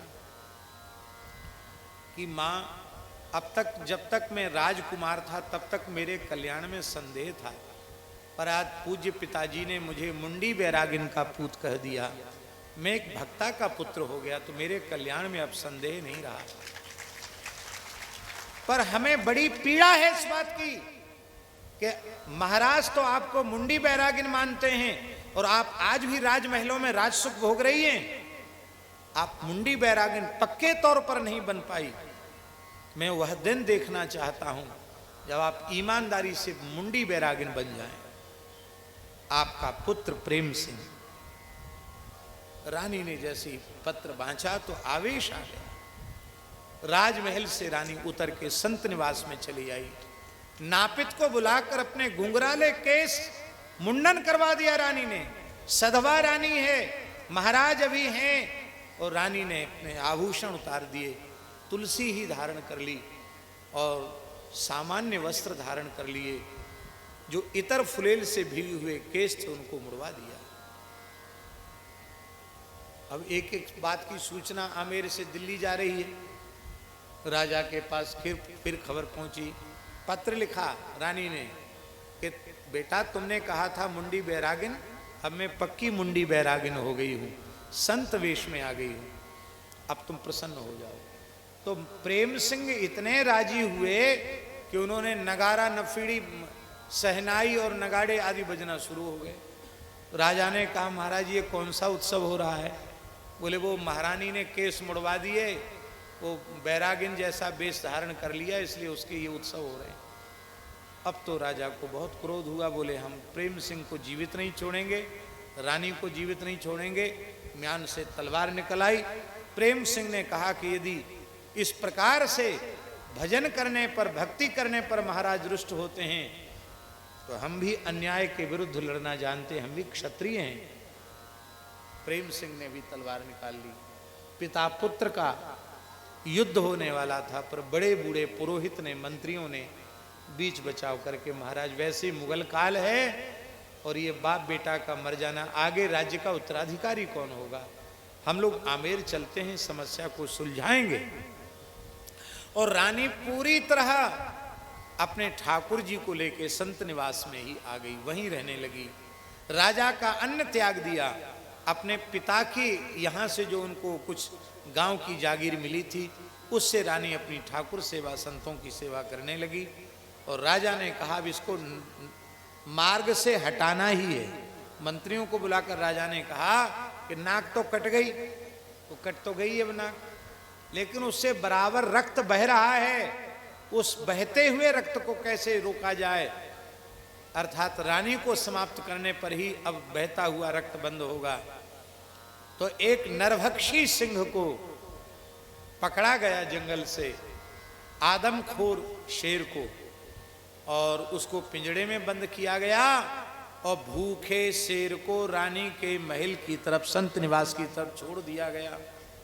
ये खा जाएगा और फिर एक जांच कमेटी गठित हो जाएगी, 2 महीने 3 महीने में रिपोर्ट तैयार करके देगी कि आखिर ये घटना क्यों घटी। ऐसा ही होता है, राजनीतिक लोग ऐसे ही काम करते हैं, घटना घटवाते भी खुद हैं, रिपोर्ट भी खुद ही बनाते हैं और जो चाहते हैं वैसा कर लेते हैं।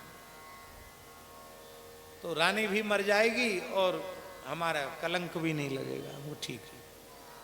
तो सिंह को छोड़ दिया।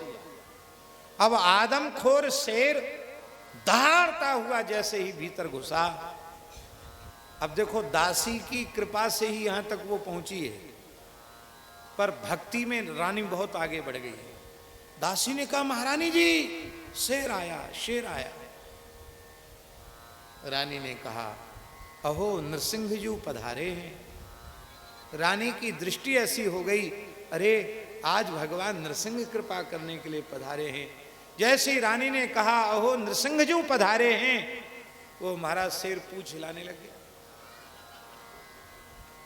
शेर पास में आ गया, रानी ने चरणों में प्रणाम किया। सर्वगत सर्वरूप सर्वमय भगवान तो है ही हैं, सिंह में नरसिंह का अवतरण हो गया और शेर ने अपना पंजा सिर पे रखा, रानी को आशीर्वाद दिया। रानी ने मस्तक पर चंदन से तिलक लगाया, आरती उतारी, भोग लगाया शेर को। शेर माखन मिश्री नहीं खाता, पर ये तो शेर थोड़ी है, तो नरसिंह भगवान है, इसलिए जो ठाकुर जी के लिए नैवेद्य था वही सिंह को पवाया। माला पहनाई सिंह को, आरती उतारी। अब राजा साहब मान सिंह, माधव सिंह ऊपर से देख रहे हैं दूरबीन से क्या हो रहा है, और जो षड्यंत्रकारी वो भी देख रहे थे, ये क्या हो रहा है, ये आदमखोर शेर पूजा ले रहा है, इसकी आरती उतर रही है, ये तो चमत्कार हो गया भाई। पूजा के बाद फिर रानी ने फिर प्रणाम किया, शेर ने फिर पंजा रख के सिर पे आशीर्वाद दिया नरसिंह भगवान। और अब पैंतरा बदला, शेर ने पूंछ ऐसी किया और आक्रमण की मुद्रा में शेर ने जब गर्जना की तो सबके महाराज कलेजे कांप गए। जितने षड्यंत्र बनाने वाले थे ना कि शेर खा जाएगा रानी को, सबसे पहले शेर ने उन्हीं को समाप्त किया, सबको मार डाला। दुष्ट सब मार डाले, एक को भी जिंदा नहीं छोड़ा, सबको मार दिया। मान सिंह माधव सिंह को छोड़ दिया। क्यों छोड़ा? ऐसे नहीं छोड़ा, बिना प्रसाद दिए नहीं छोड़ा। मान सिंह माधव सिंह जो जम के कुर्सी पर बैठे थे, शेर ने एक थप्पड़ मारा, कुर्सी सहित उनको उलट दिया दोनों। मानो ये बता दिया कि मैं जब चाहूं तो 1 मिनट में तुमको सब राजापना निकाल दूंगा, कुछ नहीं है तुम्हारे पास। बेचारों के वस्त्र फट गए, अकस्मात गिरे तो चोट भी लग गई उनको। छोड़ क्यों दिया? तो आचार्यों ने अनुभव किया है, बोले इसलिए छोड़ दिया कि भक्त से संबंध है, रानी के वे शरीर के पति हैं माधो सिंह, इस नाते से उनको छोड़ दिया। और ये पति के बड़े भाई हैं, जेठ जी हैं, इस नाते से छोड़ दिया। डरा तो दिया कि हाँ अब विरोध करोगे तो फिर अब खैर तुम्हारी नहीं है। इतने लोगों को मारा तो तुमको भी मार सकते थे, लेकिन तुमको छोड़ रहे हैं महारानी के नाते। श्री पराशर भट्टाचार्य स्वामी जी ने श्री गुणरत्न कोश में स्वीकार किया है, बहुत प्यारी बात है। उन्होंने कहा कि द्रौपदी के चीर का जब हरण हुआ उस समय भगवान श्री कृष्ण को इतना रोष हुआ कि भगवान ने संपूर्ण सृष्टि को जलाकर भस्म करने का निश्चय किया।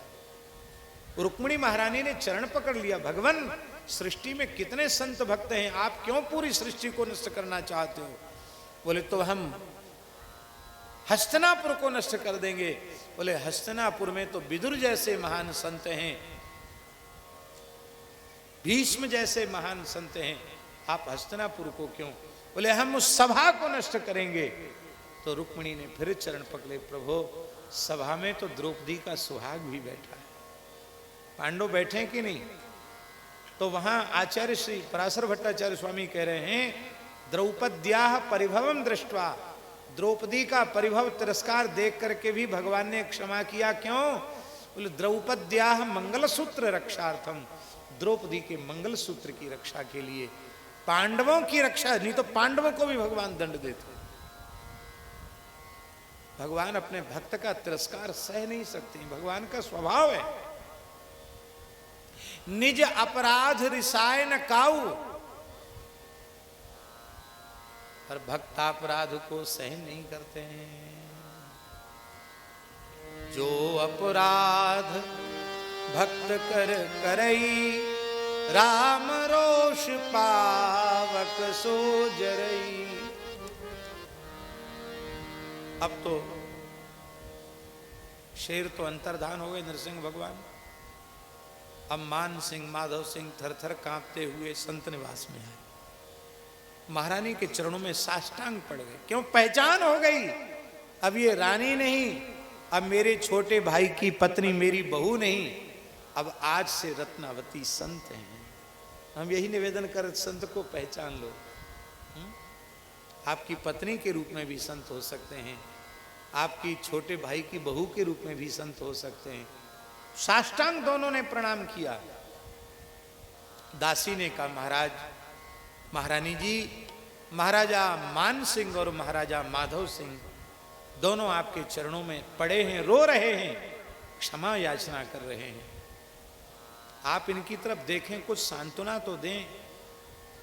रानी ने कहा, एक और ये लगाए हैं दासी, अब तो ये आंख एक और लग चुकी है, माने ठाकुर जी की ओर लग चुकी है, अब इस आंख से संसार को नहीं देख रहा।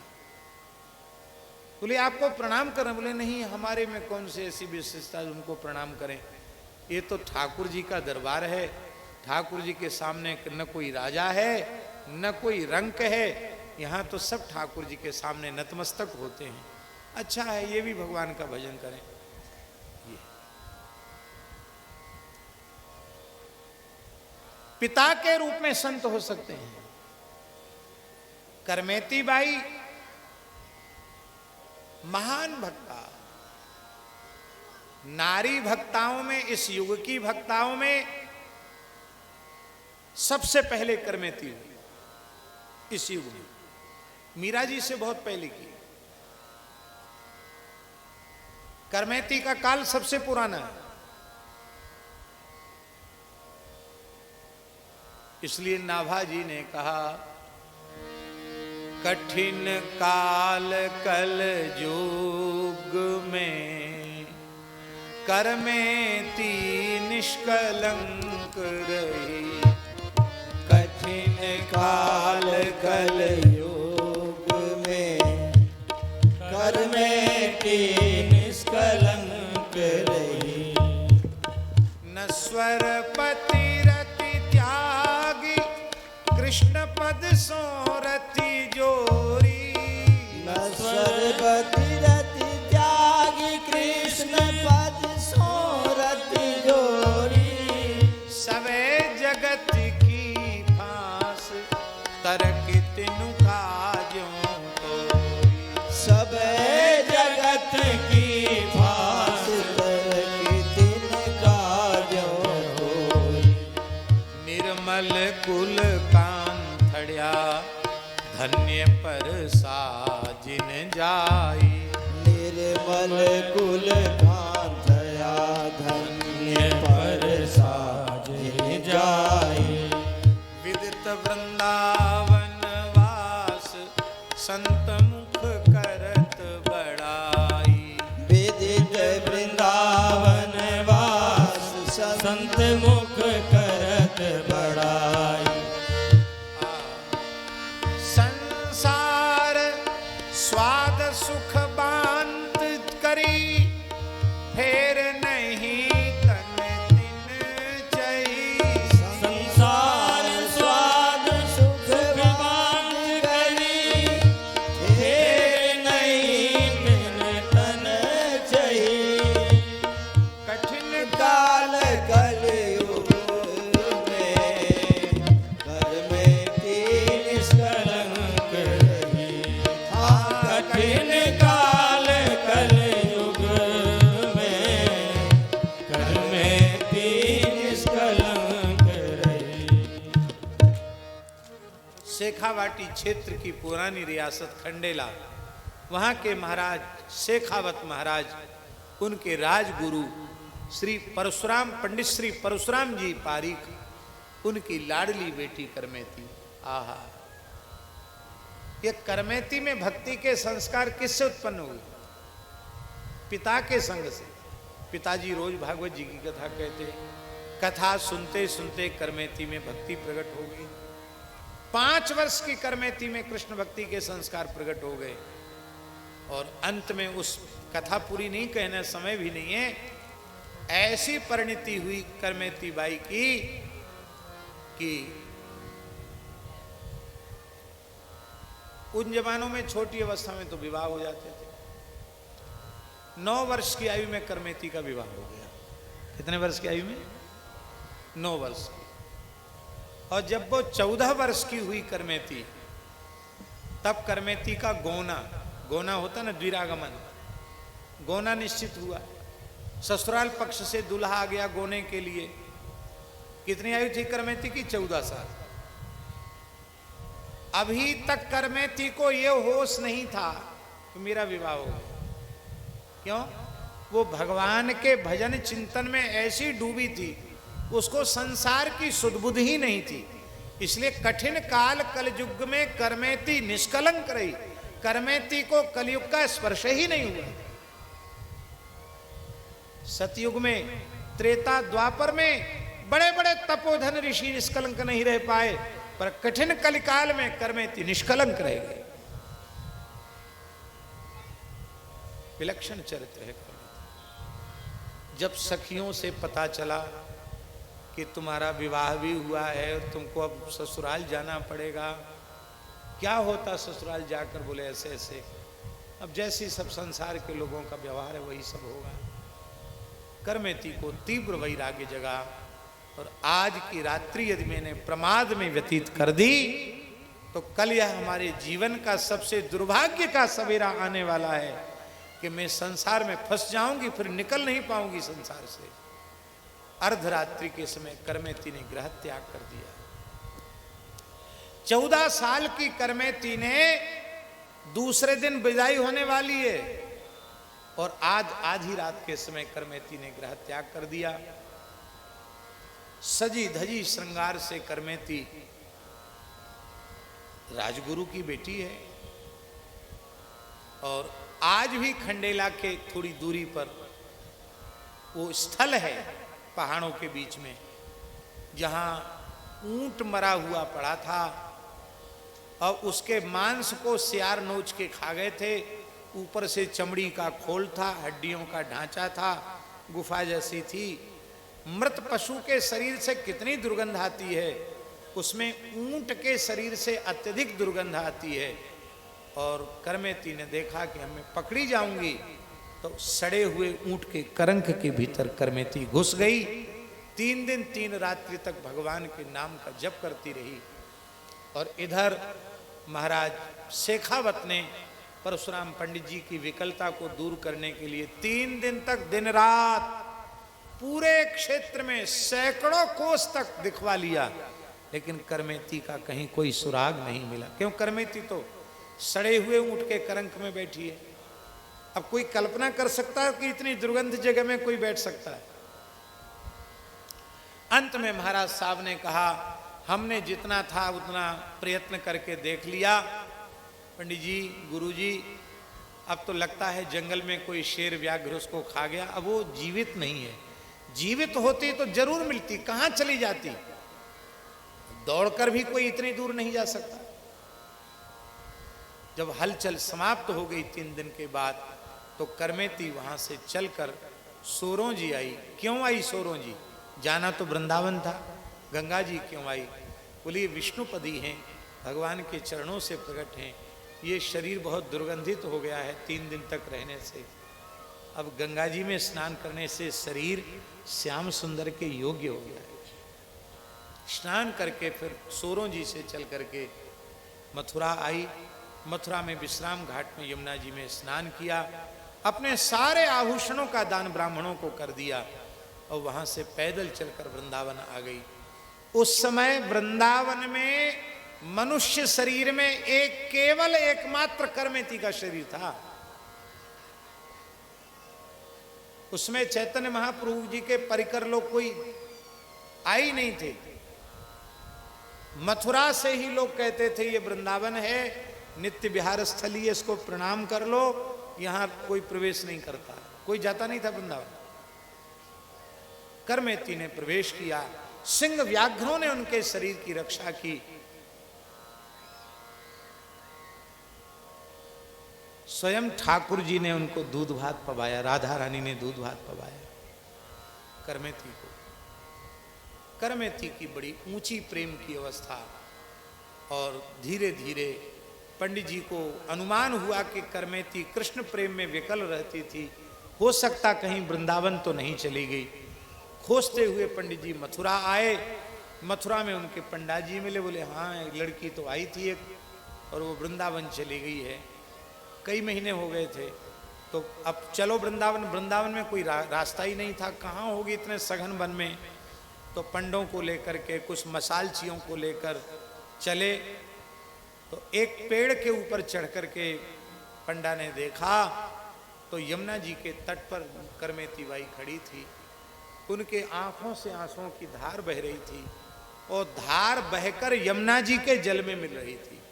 आप विचार कर सकते हैं, यमुना जी के पुलिन में रज है, रेत है, रेणुका है, और उसमें पानी आप डालो, बाल्टी भर पानी भी डालो तो वहीं सूख जाएगा।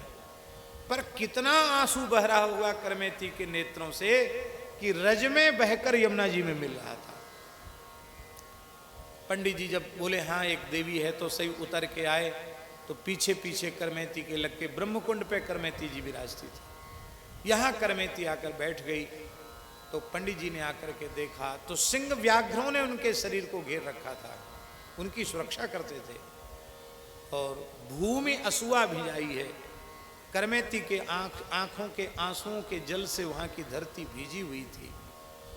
करमेती के शरीर पर वस्त्र नहीं था, वस्त्र तो गल गया था, एक ही वस्त्र तो शरीर पर था, वो फट गया था, गल गया था। तब शरीर में ब्रजरज लपेट करके लता पता से अपने शरीर को ढक रखा था। कोई था ही नहीं वृंदावन, पुरुष तो कोई मनुष्य तो था ही नहीं। केस उलझ कर जटाएं बन गए थे। पंडित जी ने देखा, लगता है मूर्तिमती तपस्या है, अथवा मूर्तिमान अनुराग है, अथवा रसरूपा प्रेम लक्षण भक्ति ही मूर्तिमती होकर आ गई है, अथवा ऐसा लगता है मानो वैराग्य की अधिष्ठात्री देवी ही इस रूप में प्रकट हो गई। हाँ, पिता का मस्तक झुक गया। पिता ने कहा बेटी, कोई तो पुत्र होने से धन्य हो, मैं तो तुम्हारी जैसी बेटी पाकर धन्य हो गया। तुम महान भक्ता हो, लेकिन बड़ी पीड़ा है हमको। गौने के समय में तुमने बिना पूछे ग्रह त्याग किया, समाज में तरह तरह की बातें चल पड़ी, हमारी तो नाक कट गई समाज में। अरे युवा बेटी, किशोर अवस्था की बेटी घर छोड़ के भागी गौने के समय। लोगों ने सीधे कहना शुरू कर दिया कि चाल चलन अच्छे नहीं होंगे बेटी के, लगता है किसी दूसरे से उसका प्रेम होगा इसलिए उसके साथ भाग गई है। तरह तरह की बात लोगों ने कही है। तो अब तुम वृंदावन में हो, अब चलो मेरे साथ खंडेला, एक बार लोग देख तो लें कि वो फिर आप वृंदावन आ जाना। करमेती ने स्वीकार नहीं। करमेती ने कहा, पिताजी बड़े दुख की बात है, तुमने कहा कि नाक कट गई, तो नाक कटे तो तब जब होए, तुम्हारी थी नाक कब जो कटी? कहीं तुम कटी नाक कटे यदि होए जो पे, कहीं तुम कटी नाक कटे जो पे होए जो पे। नाक एक भक्ति नाक लोक में न पाई। हाँ नाक एक भक्ति नाक लोक में न पाइए। सच्ची नाक तो भगवान की भक्ति है, जो स्वर्ग के देवताओं को भी दुर्लभ है। 50 वर्ष की अवस्था हो गई है अब। वर्ष 50 लगी विषय ही में वास की। वर्ष 50 लगी विषय में वास कियो। भय ना उदास तहु चवे को चवाई। हाँ भय ना उदास करो चवे को चवाइए। पिताजी आपके शरीर की 50 वर्ष की आयु हो गई है, आप राजगुरु हैं, सब वैभव आपने भोगा है, फिर भी आप संसार भोगना चाहते हैं, आपका भजन में मन नहीं है। पिताजी आपके सत्संग के प्रभाव से मैं भजन में लगी, मुझे वृंदावन मिल गया, और आप मेरा वृंदावन छुड़ाकर फिर घर ले जाना चाहते हैं। पिताजी मेरी प्रार्थना है आप भी भजन करिए। वो रोने वाली बीमारी पंडित जी को भी लग गई, संक्रामक रोग है ना। बोले बेटी अब मैं भी यहीं रह के भजन करूं। बोले आपकी स्थिति ऐसी नहीं है, आपका वैराग्य ऐसा नहीं, आप यहां नहीं रह सकते, मुझे कुछ आधार दो। तो श्री यमुना जी ने जो बिहारी जी, स्वप्रकट बिहारी जी दिए थे, राधा रानी का स्वरूप दिया था, वो अपने पिताजी को प्रदान किए, जो आज भी खंडेला में विराज रहे। हम दर्शन इस बार भी दर्शन करके आए।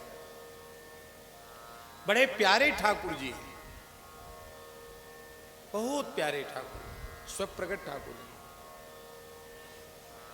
आज भी खंडेला में ठाकुर जी विराज रहे हैं। तो परशुराम पंडित जी ने संत को पहचाना। अब तक तो वे केवल बेटी मानते थे, अब क्या माना? ये बेटी नहीं, ये हमारे घर की महान संत है। संत नहीं, गुरु माना। और गुरु महाराज भगवान की प्राप्ति कराते हैं, भगवान दे दिए। करमेती बाई ने भजन का उपदेश कर दिया और पंडित जी ने घर को ही वृंदावन बना दिया। इसलिए सब ही सुलभ सब दिन सब देसा, सेवत सादर समन कलेसा। सबको सुलभ है, पहचानने की जरूरत है। संत को पहचानो और जहां समझ में आ जाए यहां भगवान की भक्ति है, वहां समर्पण करो। तो हम निवेदन कर रहे थे कि मनुष्य होना बहुत कठिन है, मनुष्य होना बहुत कठिन है। देवताओं से भी दुर्लभ शरीर है मनुष्य का, पर मनुष्य जन्म का फल भगवत प्राप्ति वो संत कृपा के बिना होता नहीं है। तो मनुष्य बहुत से लोग हो जाते हैं, पर उनको संसार चक्र से छूटने की व्याकुलता नहीं जगती, मुमुक्षा उनमें नहीं होती है, वो दुर्लभ है। क्यों दुर्लभ है मनुष्यत्व और मुमुक्षुत्व? क्योंकि महापुरुष संश्रया, महापुरुष का आश्रय नहीं है। भैया संत चरणाश्रय से ही हम मनुष्य बनेंगे। संत चरणाश्रय से ही हमारे मन में ये भाव आएगा कि हम संसार से छूटकर रघुनाथ जी के चरणों तक पहुँचे हैं। ये सब संतों के संग से ही ये भाव जगेगा। हमें बड़ी प्रसन्नता है। मुँह देखी बात कहने का हमारा अभ्यास नहीं है, लेकिन ये जो परिवार है भगवान दास जी और ये सब भाइयों का, भगवान दास जी नाम है ना, हैं? हाँ, आप लोग भगवान सिंह कहो, हम तो दीक्षा वाला नाम बोलेंगे ना, भगवान दास। हमारे यहाँ तो सब दासानुदास ही हैं। तो ठाकुर जी की शरण में जब से ये लोग भगवत शरणागत हुए हैं, पूर्ण निष्ठा से वैष्णवता का पालन कर रहे हैं। ये हमारी सबसे बड़ी सेवा है। आपके मस्तक पर तिलक है, आपके गले में तुलसी है, ठाकुर जी के मंदिर में स्वयं आप प्रेम से सेवा करते हैं, गौ सेवा करते हैं। आगरा जैसी जगह में एक्सीडेंटल गाय, अभी करीब करीब 40 गायों से ऊपर गोवंश आपके यहाँ है, 40 के करीब गोवंश है, और उनमें 10-11 गाय तो अंधी हैं, कुछ लूली लंगड़ी अपाहिज जो एक्सीडेंट में घायल हो जाती हैं। ये भैया सेवा करते हैं उन गायों की। यहाँ भी सब ठाकुर जी की सेवा में सम्मिलित होते हैं, सब आरती स्तुति में सम्मिलित होते हैं। यहाँ भी सुंदर गऊ है, ठाकुर जी को गौवृत्ति राग भोग की व्यवस्था है। खूब आरती स्तुति होती, जैसे हमारे मलुक पीठ में आरती स्तुति होती है, ऐसे आरती स्तुति ठाकुर जी की रोज होती है। हमारी व्यक्तिगत सबसे बड़ी सेवा यही है, और इससे हमारे मन में पूर्ण संतुष्टि है। आप लोगों का मनुष्य जन्म सफल है, आप लोगों का ब्राह्मण कुल में उत्पन्न होना सफल है, त्यागी परिवार में जन्म लेना आपका सफल है। हम कोई बड़ाई नहीं कर रहे हैं, लेकिन हम प्रार्थना कर रहे हैं, आपको अपने इन भाई बंधुओं से प्रेरणा लेनी चाहिए। भगवान कृपा करें, आपके 40 गांव कहे जाते त्यागियों के, और 40 गांव में सब ऐसे हो जाएं कि सबके मस्तक ऊर्ध्वपुंड्र हो जाए, सबके गले में तुलसी हो जाए, सब कीर्तन में लग जाएं, सब रामचरितमानस और विनय पत्रिका के पाठ में लग जाएं, तो महाराज अलग से अयोध्या वृंदावन नहीं, आपका घर ही अयोध्या वृंदावन बन जाएगा। तो आप सब में भगवान की भक्ति प्रकट हो। आपने अपनी माता की अभिलाषा को पूर्ण किया। हमारा शरीर कुछ काल से बहुत अस्वस्थता की ओर था। अभी भी चिकित्सकों की राय से हमको बहुत बैठना या बोलना प्रतिबंधित है, लेकिन फिर भी यहाँ हमने कहा कि अपने हट से हम यहाँ आए हैं, किसी दूसरे के हट से नहीं, अपनी तरफ से हम हट करके आए, नहीं हमको वहाँ जाना ही है। तो भगवत कृपा से ये सफल आयोजन हुआ, बड़ी प्रसन्नता है। ऐसे ही आप लोग निरंतर भगवान के भजन में और गौ ब्राह्मण संतों की अतिथियों की सेवा में लगे रहे। खेती का काम करते हुए भी निरंतर नाम जप करते हैं, बस इसी में भगवान कृपा करेंगे, आप सबका जीवन सफल होगा। दुर्व्यसनों से दूर रहें। जो वस्तु भगवान को भोग नहीं लग सकती है, जो भगवान का प्रसाद नहीं है, उसको आहार के रूप में ग्रहण न करें। और माता पिता अतिथि गौ ब्राह्मण संत, इनमें भगवत भाव रखें, इनकी सेवा करें। इन्हीं शब्दों के साथ देखो कितनी विलक्षण बात है। 570 साल हो गए बाबा भवन भारती जी को समाधि लिए हुए। संवत 1610 में उन्होंने समाधि ली, और लगभग उसी काल में लीला विलास बाबा, ये दो सिद्ध पुरुष आपके क्षेत्र में हुए। तो इन संतों की जो गरिमा है, महिमा है, उसको आप लोग हृदय से स्वीकार करके, संस्कार ही पूंजी हैं, और इस पूंजी को सुरक्षित रखो। और ये जमीन जायदाद रुपया कौड़ी ये पूंजी नहीं है। ये तो बड़े बड़े राजाओं के राज्य तो रहे नहीं। उन जमानों में पहाड़ों पर किले बनाए, उन पर घास जम रही है, कहाँ किसी के पास कुछ रहा। सच्ची पूंजी हरि नाम है।